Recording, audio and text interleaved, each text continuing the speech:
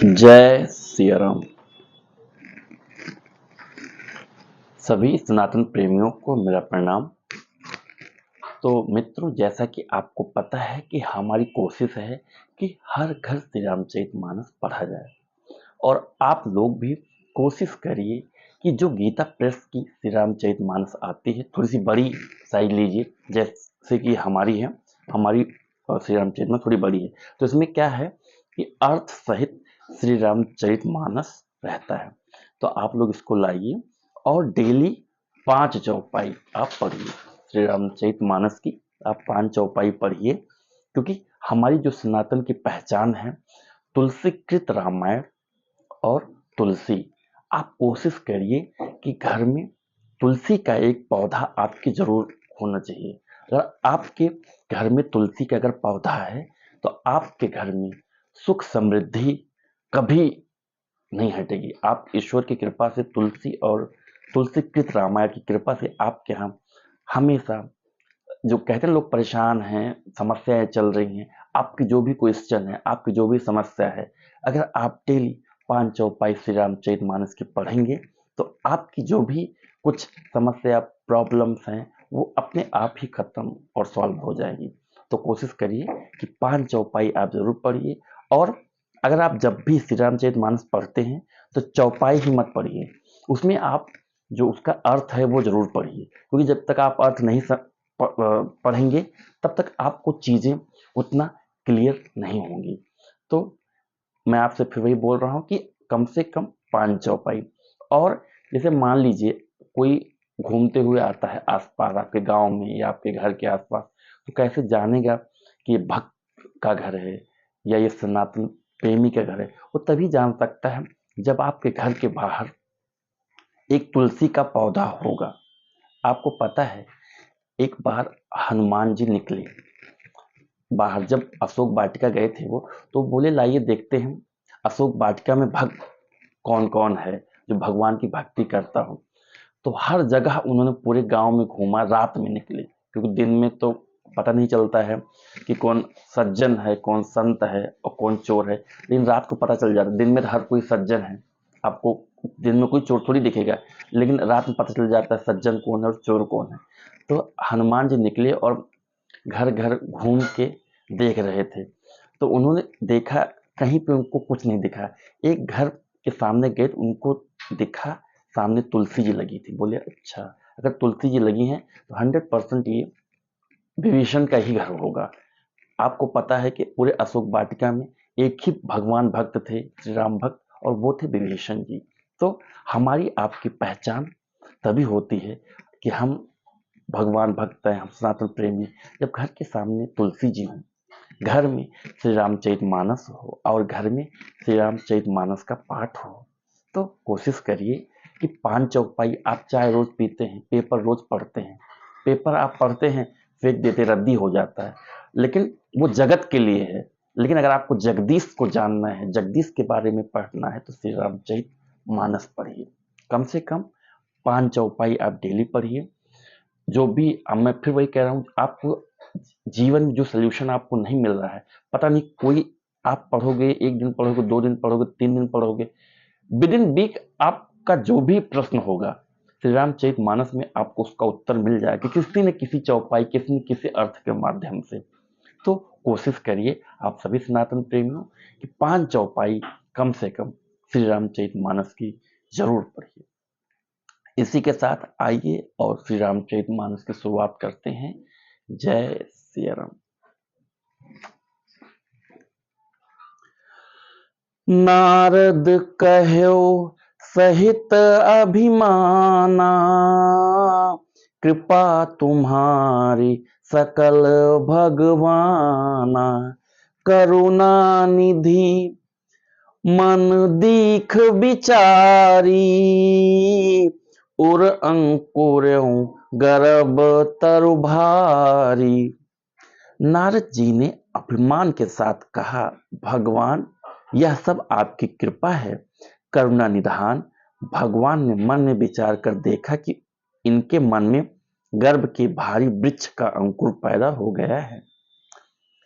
बेगी सो मैं डारी हूँ उखारी, पन हमार से वक हितकारी, मुनि कर हित मम कौतुक होई, अवश्य उपाय करबी मैं सोई।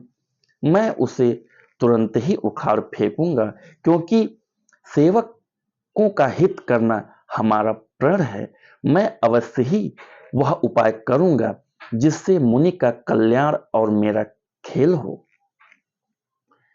तब नारद हरि पद सिर नाई, चले हृदय आह मित्य अधिकाई, श्रीपति निज माया तब प्रेरी, सुनहु कठिन कर नीत ही केरी। तब नारद जी भगवान के चरणों में सिर नवाकर चले। उनके हृदय में अभिमान और भी बढ़ गया। तब लक्ष्मीपति भगवान ने अपनी माया को प्रेरित किया।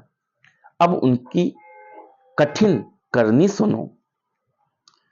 बिरच्यों मग महु नगर तेहि, सत जोजन विस्तार, श्री निवास पुरते अधिक, रचना विविध प्रकार। उस हरि माया ने रास्ते में 100 योजन 400 कोस एक नगर रचा। उस नगरी की भांति भांति रचनाएं लक्ष्मी निवास भगवान विष्णु के नगर बैकुंठ से भी अधिक सुंदर थी। उस हरि माया ने रास्ते में 100 योजन 400 कोस एक नगर रचा। उस नगर की भांति भांति की रचनाएं लक्ष्मी निवास भगवान विष्णु के नगर बैकुंठ से भी अधिक सुंदर थी।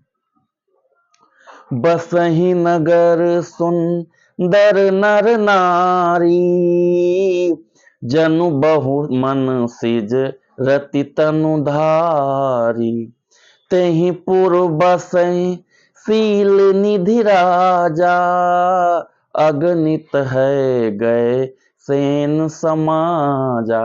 उस नगर में ऐसे सुंदर नर नारी बसते थे मानो बहुत से कामदेव और उसकी स्त्री रति ही मनुष्य शरीर धारण किए हुए हो। उस नगर में शील निधि नाम का राजा रहता था, जिसके यहाँ असंख्य घोड़े हाथी और सेना के समूह टुकड़ियां थी। सत सुरेश सम विभव विलासा, रूप तेज बल नीत निवासा, विश्व मोहिनी तासु कुमारी, श्री विमोह जिसु रूप निहारी। उसका वैभव और विलास 100 इंद्रियों के समान था। वह रूप तेज बल और नीति का घर था। उसके विश्व मोहिनी नाम की एक ऐसी रूपवती कन्या थी जिसके रूप को देखकर लक्ष्मी जी भी मोहित हो जाए। सोई हरि माया सब गुण खानी, शोभाता सो की जाई बखानी, करई स्वयंवर श्रो नृप बाला, आए तह अगणित महिपाला। वह सब गुणों की खान भगवान की माया ही थी, जिसकी शोभा का वर्णन कैसे किया जा सकता है। वह राजकुमारी स्वयंवर करना चाहती थी, इससे वहां अगणित राजा आए हुए थे। जय श्री राम। तो मित्रों, हमारी आज की श्री रामचरितमानस समाप्त हुई। 5 चौपाई जो मेरा टारगेट होता है पढ़ने का, लेकिन 2, 4, 6, 7 मैंने आज 7 चौपाई पढ़ ली। मैं आपसे क्या बोलता हूँ कि प्रभु भक्ति जब आप करते हैं तो आपको पता नहीं चलता है कि कितनी भक्ति आप कर जाते हैं, कितनी आप चौपाई पढ़ जाते हैं। तो इसलिए कोशिश करिए आप भी 5 चौपाई डेली पढ़िए। और इस समय हमारे प्रयागराज में बहुत ही भव्य प्रोग्राम चल रहा है, बहुत ही महाकुंभ का। तो कोशिश करिए कि कई सालों बाद, करीब 12 साल बाद लगा है, तो कोशिश करिए आप लोग भी स्नान करके आएं वहाँ बहुत से ऋषि मुनि आए हुए हैं, बहुत से हमारे नागा साधु आए हुए हैं। पता नहीं किस रूप में किसका दर्शन हो जाए, तो कोशिश करिए कि वहाँ 100% हमारे सभी देवी देवता भी आए हैं। तो कोशिश करिए कि आप जाइए, किसी न किसी रूप में आपको दर्शन हो ही जाएंगे। तो कोशिश करिए कि आप भी जाइए, कुंभ स्नान करके आइए। करीब 45 दिनों का ये प्रोग्राम है। इसी के साथ मित्रों, मैं अपनी वाणी को विराम देता हूँ। जय सिया राम।